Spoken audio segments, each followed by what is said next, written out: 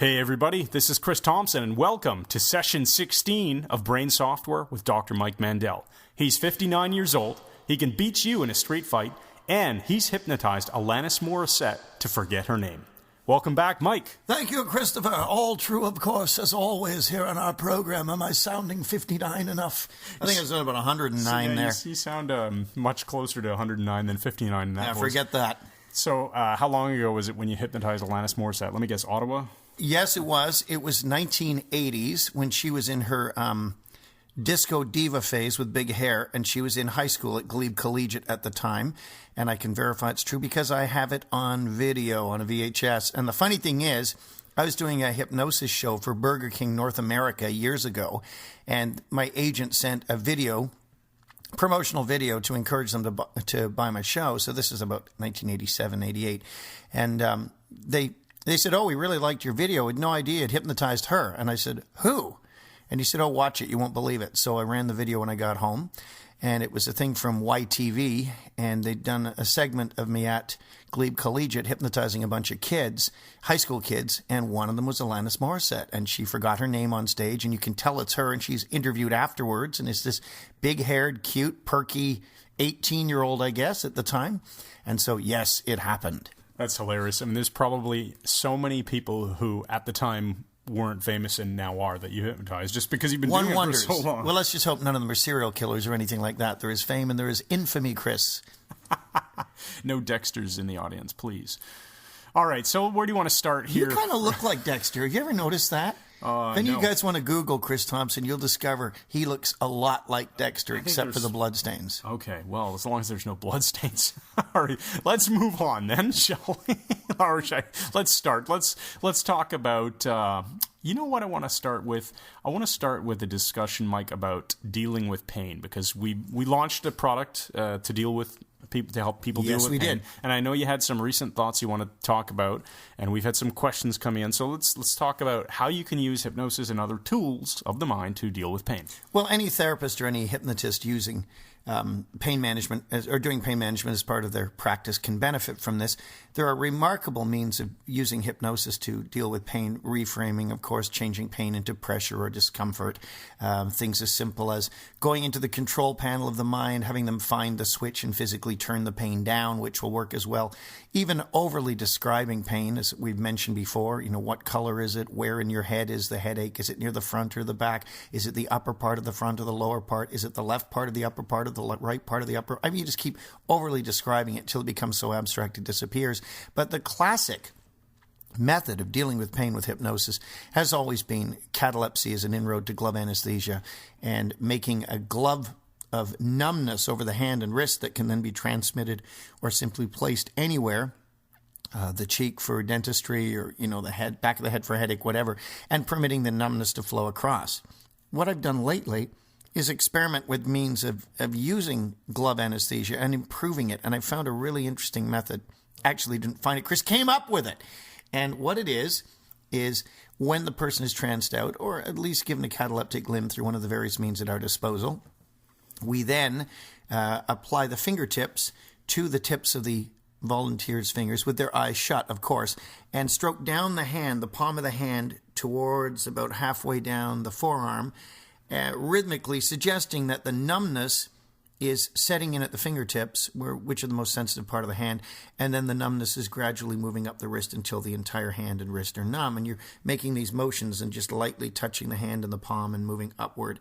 But what you do that makes it so darn clever, in my estimate, is after contacting and making this motion about 10 times, you continue at the exact same pace, but when you touch the hand, you don't touch at the fingertips, you touch on the second phalange or second joint and move down the forearm again or up the forearm, whichever way up the arm is, and continue doing this, always choosing a slightly higher up the arm starting point till eventually you're barely touching the hand at all. You're on the wrist and moving to the elbow, provided one maintains the same pace, if you can imagine what I'm describing here. The illusion is that the numbness is setting in very rapidly from the fingertips on, and in reality it's simply because you are not touching that part of the hand. And you're using a genuine phenomena as a means of eliciting a hypnotic phenomena. So you're starting with some suggestion of anesthesia already, and then you're using a trick, for lack of a better word, to Sure. amplify it. Yes, that's right. Perfect. I love it. I remember you demoed that on me last week, and phenomenal. I mean, it's so effective. I don't know what else to say. It's That you great. couldn't even hang onto that knife, Yeah, Dexter. I couldn't even. Yeah, exactly. All right, let's move on from pain then, and let's talk about creativity. Oh, there's an interesting topic. So I know that you actually designed a whole new keynote presentation around creativity, and Yes. I have the very first generation of a deck of cards that you designed The Delphi Deck. to help people solve problems, which we still want to turn into a product or an iPhone application or something. The Delphi Deck may be the most clever thing I've ever come up with. And you're, of course, Chris, the first person who tested it with me and used it as a means of exiting your rather glanative job at the time into one far more glanative, insofar as you're the one in control now. But the Delphi Deck is a deck of 100 cards in 5 different suits. That's all I'm going to say about it, because we have kept it wonderfully secret. But the Delphi Deck interlocks with the unconscious mind. And Chris has verified the math as an engineer, and he's verified that there are literally trillions of different permutations and ways of using the Delphi Deck to interlock with the unconscious and stimulate the sort of aha moment that results in very creative solutions to problems. And the Delphi Deck can be used, or will be used, to solve problems, to write short stories, to create new products, pretty well anything you can think of. So, yeah, now I know you don't want to give away the secrets, but generally speaking, what can we say about how people can become more creative? Well, there's many, many ways of enhancing creativity. What we have to remember is the essential starting point of the model. Creativity, like intuition, is an unconscious process. We can't do it consciously. Intuition is the means of drawing a conscious conclusion based on unconscious processes. Chris is doubled over laughing here, and I cannot for one moment imagine what I've said. It was the Dexter comment. That was about 20 minutes ago, Chris. I know, it's still so that's all affecting right. Let's move on from the violence. But yes, intuition is something that happens unconsciously. Someone determines that, there's blood stains on the floor and a knife lying there, and whereupon when they find the body, they draw the conclusion that a murder has taken place. Quite elementary, Watson. Intuition happens when a series of conscious or barely perceived components come together and create a generalization. For instance, a woman sees unconsciously there's more miles on the car, or more kilometers on the car. Her husband has changed his aftershave. He's showering more often. She notices he's home an hour later every day, and she draws this intuitive conclusion, oh no, my husband is having an affair, and turns out to be right. Well, she doesn't know how she's come up with that, but she has unconsciously put the pieces together. Well, creativity does the same thing. It takes various components, puts them together at an unconscious level, and feeds them into the conscious mind as something new. For example, the Delphi Deck, I came up with the idea, although I had to write it and come up with the components, which took a bit of time.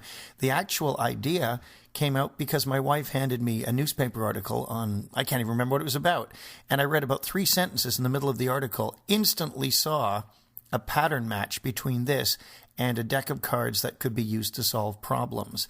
And our minds are patterning machines, and we are also pattern identifying machines.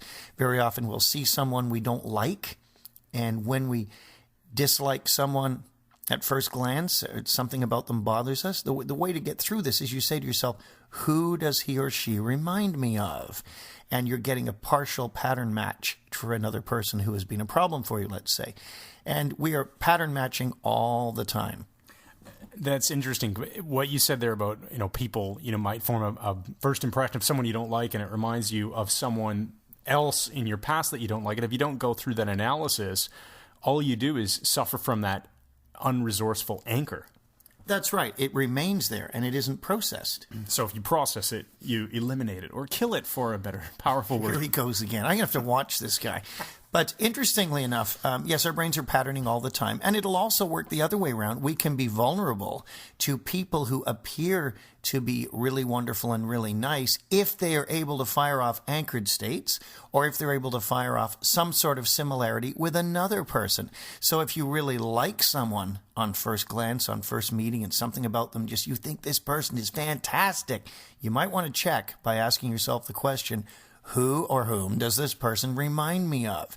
Oh, that wonderful girl I used to go out with who was so great. And you're making a partial pattern match and responding to the other person and translating and mapping it across into this person. And that leads us, Chris, to the entire problem area of problematic people. Yeah, it does. In fact, it's funny you say that, because I'm getting these memories now. When I was a child, when I used to live in Montreal, and then when I was 11 years old, moved to Ottawa, I made a whole new bunch of friends, and my dad started a new job, and he was an engineer management in a manufacturing plant, and he started, I guess he started going through some management training for this new job, and they had, at the time, we had VHS tapes, there was no DVDs or internet at the time, and they sent him home with a couple of VHS cassettes, and they were called How to Deal with Difficult People. And my friends would come over, and they would always want to watch this. And so I always said, no. But eventually I buckled to the pressure and said, sure, and we put them in, and they were hilarious. What made them funny? Just poorly scripted, so Okay. poorly scripted. But I'm sure the content was good. I mean, Right. I don't remember any of it, but I just remember thinking, that is the worst acting on the planet. You know, Bob is trying to be the annoying boss or whatever. But there's like tons of characterizations of difficult people. What kinds have you dealt with, and what are some of your tricks? Well, or not even difficult, but negative. Let's go beyond difficult and talk about really problematic people. And there are a number of types out there, passive-aggressives, covert-aggressives, psychopaths, sociopaths, narcissists, and I've pretty well dealt with all of them at one time or another. And the interesting thing is, you really need to look at life in terms of how short it is. Every second, every minute that passes is one you are not going to ever get back again. And if you waste time, and it is wasted time, dealing with people who are problematic, push your buttons, make your life a pain, you're wrecking your life. And it's really, really important to, I mean, I go too far with this, I'm sure, by the way I'm putting this, but to periodically fire your friends. Now, I don't mean, you call a meeting and say, okay, you three are fired, you're non-producers and you're a problem. Nothing like that. But you need to periodically evaluate your relationships and say, is this something that is positive and adding to my life? There should be a give and take, because you are likewise required to make other people's lives better if you want to be a good friend. It shouldn't be all, what can I get from this person? Or newsflash, you're the problem one. But all relationships, all friendships are give and take. You put the other person's welfare at a high level, and you look after your friends and make sure that nothing bad happens to them and make their lives better. And you're not jealous of your friends if you're sane, because that's stuff you haven't dealt with. But nevertheless, you will run into people who are extremely toxic, and the only solution is to remove them from your lives. Now, I don't mean remove them from the planet.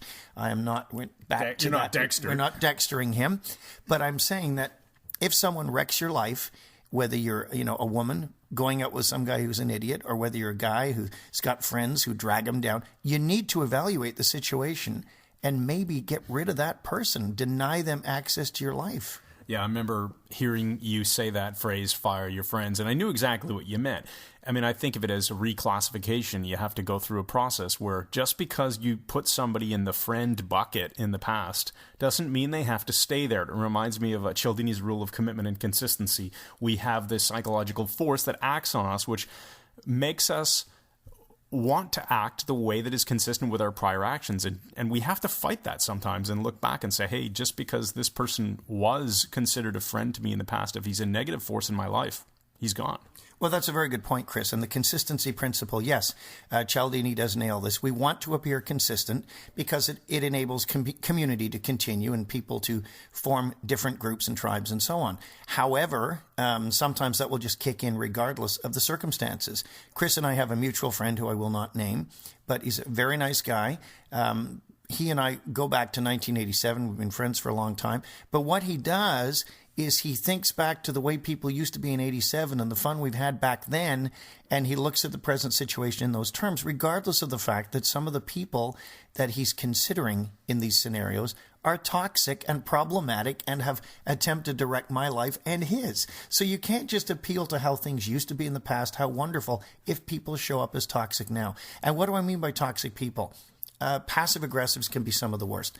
Passive-aggressives will go out of their way to make your life difficult. They will go out of their way to make your life just problematic in various ways. And the way they do it is very, very clever. Now, whereas an aggressive person will literally go after you or, be really angry or even, overtly hostile. A passive-aggressive person, they attack you by not doing things. They intentionally drag their feet. They don't give you that piece of information that you need to get a job done. And they conveniently forget, oh, I meant to tell you that. I forgot. Passive-aggressives can be a huge problem. And you really, really have to be careful how you deal with them. And they carry a huge level of internal rage. And they cannot process the rage themselves. So the way they do it, which is so bizarre, is they get you to blow up and freak out. And then they feel better. They live the rage through somebody else. They live it vicariously. So passive-aggressives will try to push your buttons to get you to blow up because it discharges their rage. And if you see people doing this with you, you have to call them on it. You expose them on it, bring it into the open. It just amazes me how people will covertly and passively work against other people just by not giving you information you need, refusing to return calls, dragging their feet, majoring in minors, and so on. And people who do this occasionally, if you call them on it and they keep doing it, cut them out of your life. Don't waste your time with them. I have a question for you on this, actually relates to children. So here's one where in school, in the schoolyard, even at a young age, I find that somebody is going to be the supposed leader of the group, whether it be girls or boys, just playing in the schoolyard, and they will essentially bully another child. And you see this happening all the time. And they don't consciously go out there and plan, okay, we're going to pick on Bobby today, or this year, Johnny's going to be our victim. It just happens unconsciously, but it's almost as if it relates to what you just said about one person can just unconsciously act in a way that works against someone else. But how does it work in terms of group mechanics? I mean, it starts obviously very early in life. Group mechanics will tend to flow with the dominant person in the group.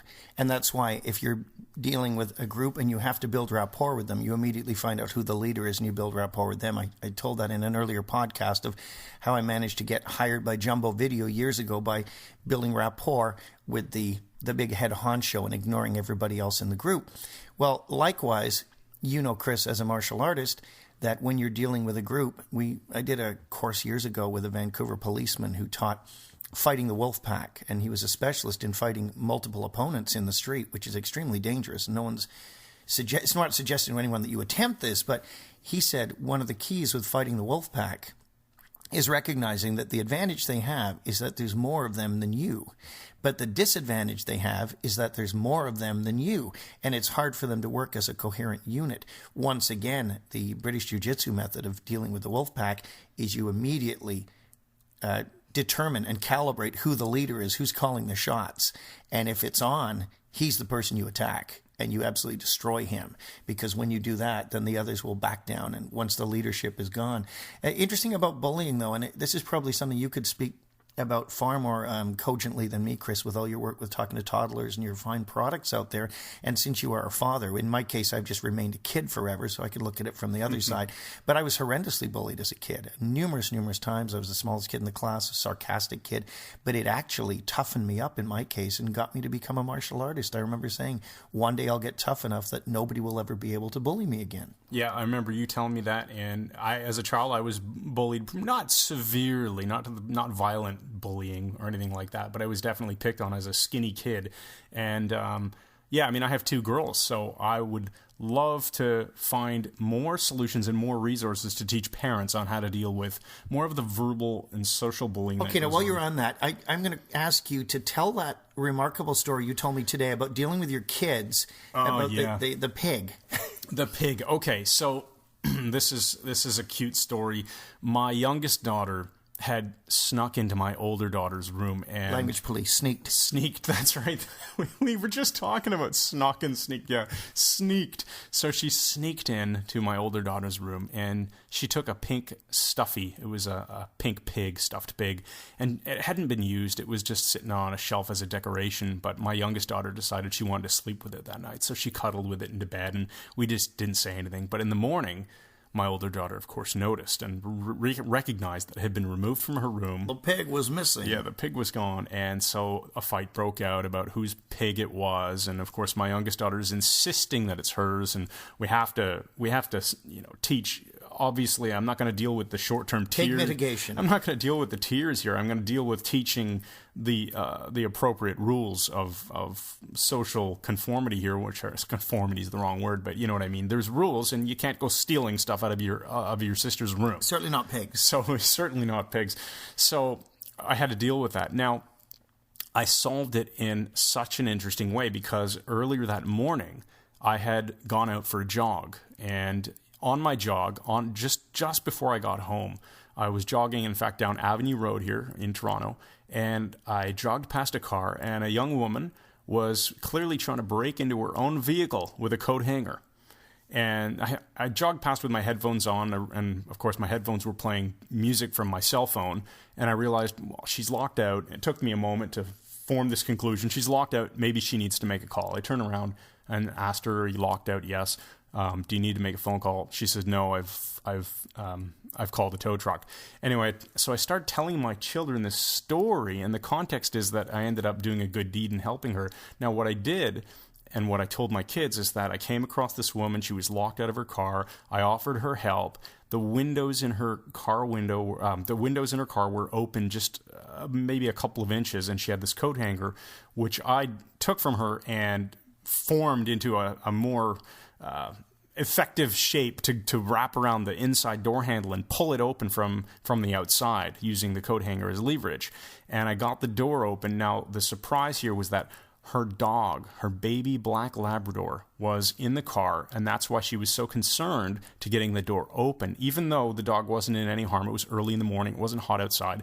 But when I told my kids about how this dog was in the back seat, this little puppy dog was in the back seat, and she was so happy to be back into her owner's arms that she literally jumped out of the car door into her owner's arms when the door opened. And that I anchored in, I embedded this command at that point, that it feels really good to help people and do nice things for others. And that's how I ended the story. Now, I had called them over from their argument to interrupt them and tell them, hey, I've got something really interesting that happened here when I was on my jog this morning. That was my pattern interrupt. Then I engaged them with content which occupied their conscious attention, which pushes the critical faculty out of the way. Right. And then the message is received, and the message that was received was, do good things for other people. It makes you feel good. It's nice.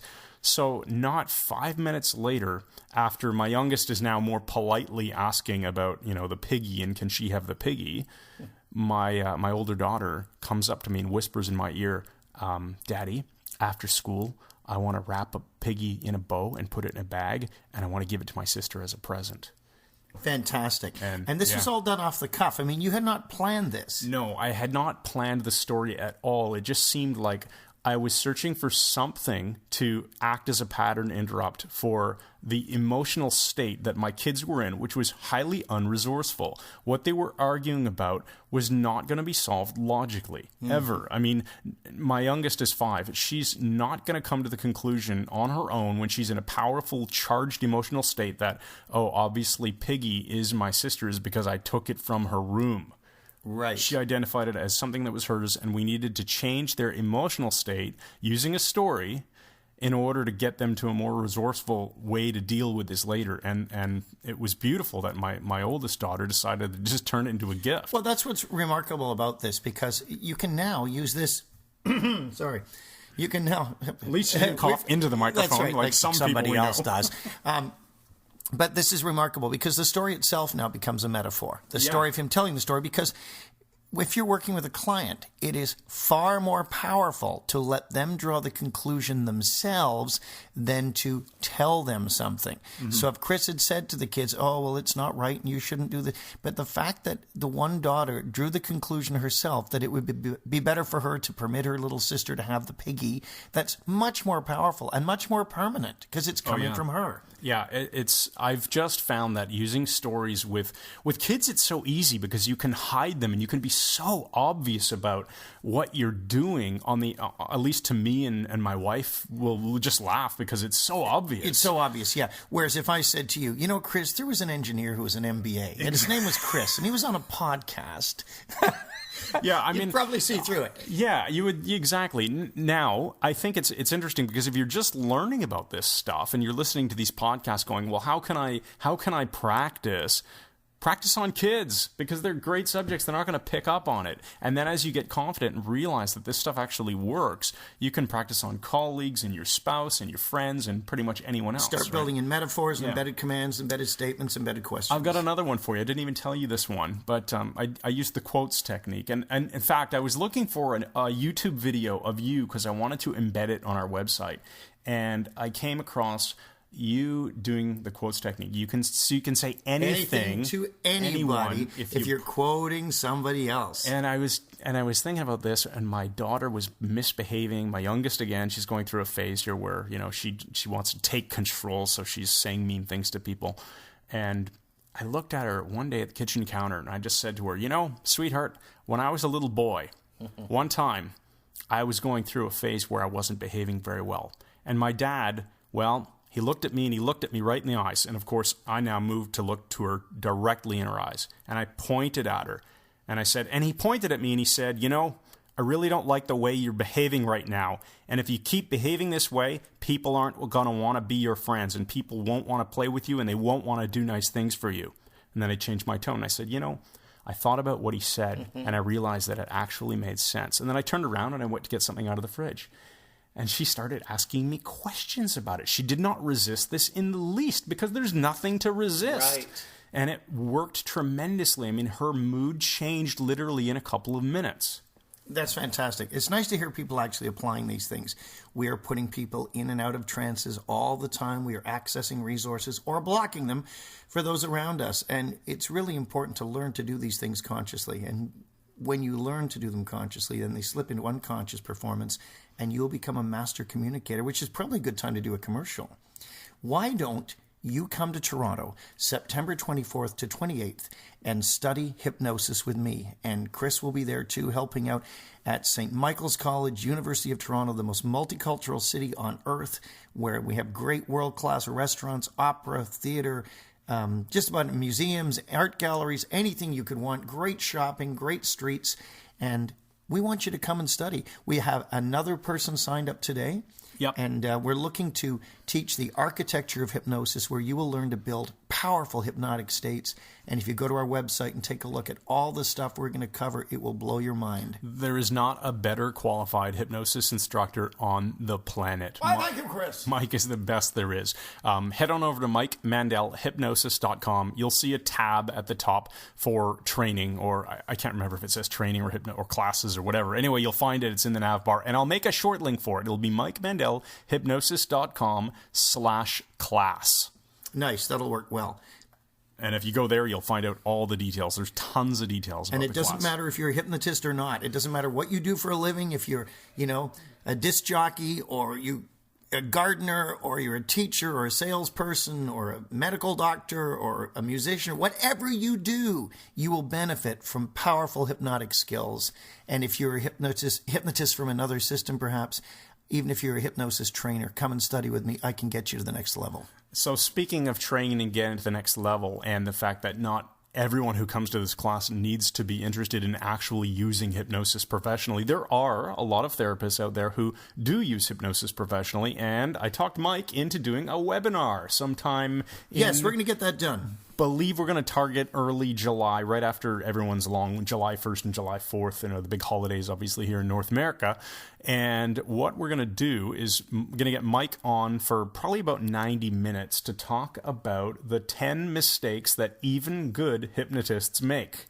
And I think if we're lucky, and as a special added bonus if we have time, he's going to teach you all how to do the content-free method of art gallery. Now, the reason I'm mentioning it is because I know that there are a lot of hypnotists who listen to this podcast, but for everyone else who isn't, just being interested in the topic, I think you'll get a lot out of the webinar. So when we have the details, we will be sending out an email announcement, so make sure you get on the email list. In fact, by the time this podcast goes live, it may have already happened, in which case we'll do our best to do a replay, but be aware that that's coming up and you're going to love it.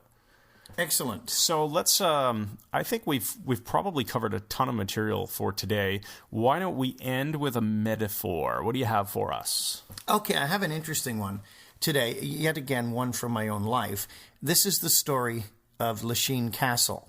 Now, Lachine Castle is in Tipperary, Ireland, And I had never been to Ireland in my life, but had often thought of going there. And last fall, my wife and I got to go on a package tour to Tipperary with my friend Billy Munnelly, who's a wine writer, and his wife Cato. And they booked this tour and took 14 of us, including them, and we stayed at Lachine Castle. And we also brought a wonderful chef from the Food Network, Patty Hetherington, with us, and she cooked for us in the castle. Now, Lachine is fantastic. You can Google it. That's Lisheen. And when you rent the castle, and the 15 of us, counting Patty, had the castle to ourselves, there's no staff. They basically give you the key to the castle. And it's behind electronic gates, and we have cattle on the property. Ireland is gorgeous. And so we spent 8 wonderful days there together, and we had a wonderful coach that we would travel around in. A motor coach with our driver, Tony, took us all up to Cork and the English market there and on the coast, and we had Irish whiskey on the coast and had huge lunches and dinners. And anyway, my room, or the room my wife and I had at the castle, had a big 4-poster canopy bed, very large room. They all had en suites. It's a beautiful place to stay. But I had a turret. I mean, just off to my right, if I was lying in bed, you could walk through a curtained doorway into a huge turret that still had the holes in it that you fire arrows out of to repel the French or whoever you're fighting off at that particular time, probably the Vikings, because they harried the coast of Ireland with alarming frequency. And so this wonderful turret was there. There was a circular staircase in the castle as well as the main staircase, multiple rooms. 15 of you could be in there and barely see each other. It's big enough. And the kitchen had a table big enough that we could all eat together, even with our chef. And so we only ate in the formal dining room at the end. But what was intriguing was Lachine Castle's ghost. And we had 3 rooms upstairs, and the damnable ghost would not let us keep those doors shut no matter what we did. And they would open usually when we weren't there. You could push the door until it clicked, my bedroom being one of them, and I'd go into the washroom, I'd shave and come back into my bedroom, and the door would be open wide. And it got so eerie, we'd all be downstairs eating dinner or something, and I would have checked, and all the doors are shut. And then a little later on, nobody would have left, and I took my video camera and went upstairs in the dark, alone in the night, in the dark, and did the Blair Witch Project thing with the live video. And wouldn't you know, all the doors were open again, all the way open. It just would not leave them shut. Go to Lachine Castle and stay in the room with the turret. I love that story. I love the ending. So that's it for podcast number 15. Sorry, 16. That's it for podcast number 16. Wow. Getting my numbers messed up. I can't believe we've done that many. It seems like only yesterday we started. It seems like about 1,000. Yeah, I'm loving it. It's so much fun to do these. Anyway, so head on over to iTunes and leave a rating because that helps other people know about the podcast. Visit MikeMandelHypnosis.com. Check out the training class, the website. Check out the link to the training class, which I can't remember what it is, but it'll be MikeMandelHypnosis.com/class. Come study with Mike in Toronto, September 24th to 28th, and stay tuned for the next podcast.